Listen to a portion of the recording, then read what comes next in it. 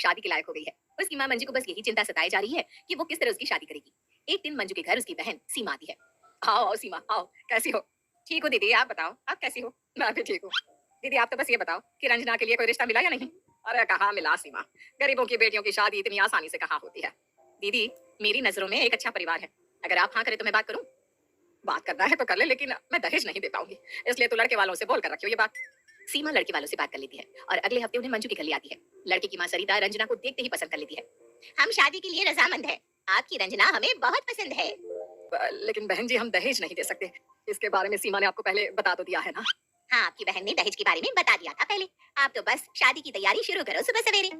मंजू शादी की तैयारी में लग जाती है और अपनी बेटी से कहती है, बेटी तेरे ससुराल वाले बहुत अच्छे हैं, उन्होंने दहेज में कुछ भी नहीं मांगा, बस तू अपना और अपने ससुराल वालों का ध्यान रखना।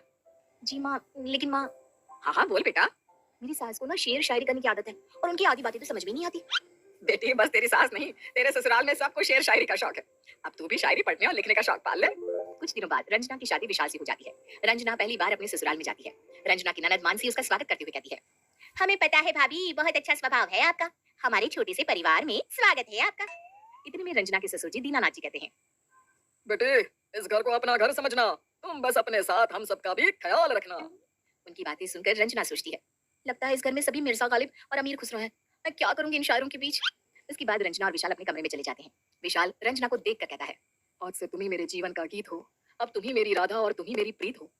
जी ये राधा और प्रीत कौन है, आपकी गर्लफ्रेंड थी क्या?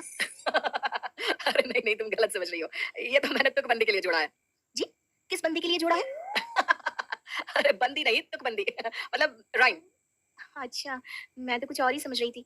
सुनिए, आप मुझसे सीधे-सीधे बात कीजिए ना, ये शायरी-वायरी मुझे समझ में नहीं आती। विशाल रंजना की बात पर ध्यान नहीं देता। अगली सुबह रंजना की पहली रसोई होती है, तो मानसी किचन में आकर सरिता और रंजना को परेशान करने लगती है। सरिता उसे किचन से बाहर जाने के लिए कहती है, ना किचन में कोई, आज बहू की है पहली रसोई। नहीं करूंगी मैं भाभी को तंग, रहूंगी किचन में उनके संग। बहू आज बनाना ऐसा खाना, हर कोई हो जाए तुम्हारा दीवाना। रंजना को उनकी शायरी सुनकर गुस्सा तो बहुत आ रहा था, लेकिन वो कुछ बोल नहीं पाई। थोड़ी देर बाद रंजना ने खाना बना दिया। सभी ने उसके हाथ का बना खाना खाया तो तारीफों के बोल बांध दिए।